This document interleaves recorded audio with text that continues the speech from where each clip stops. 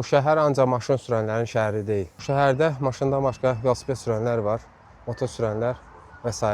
Adam var, qaçmağı sevir. Əgər mən velosiped sürməyi, sağlam həyatı, idmanı təbliğ edirəmsə, gələcəkdə sizin övladınız bununla məşğul ola bilər. Sumqayıtdan gələn gənc və yaxud yaşlı insan fakt odur ki, velosiped yolu olmadığına görə məcbur şəkildə maşın yoluna çıxmalı olacaq. Maşın yoluna da çıxanda avtomatik olaraq təhqir sahibi olursan və qarğı sahibi olursan. Ölə də bilərsən, yaralana da bilərsən. Xeyr ola, mən təhqir sahibi olmalıyam. Mən də hamı kimi dövlətə vergi ödəyirəm.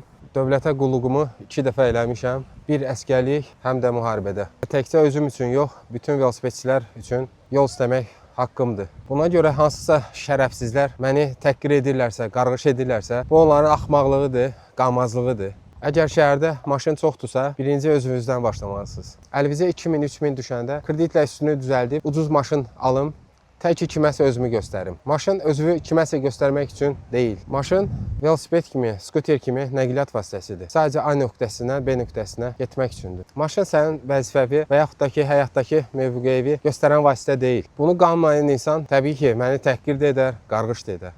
Maşın sürənlərin haqqını tələb eləyəndə hamı sağ ol yazır. Sumqayıt yolun eni təxmini 10 metrdən çoxdur. Cəmi 1 metr, o da avtobus zolağından velosipedçilərin haqlarını tələb eləmişəm. Yəni velosiped yolu istəmişəm. Ona görə mənə etmədiyiniz təhqir, qarğış qalmadı. Kim mənə qarğış edirsə, onun doğmalarına getsin, ailəsinə getsin. Kim məni təhqir edirsə, eyni qaydada doğmalarına və ailəsinə getsin.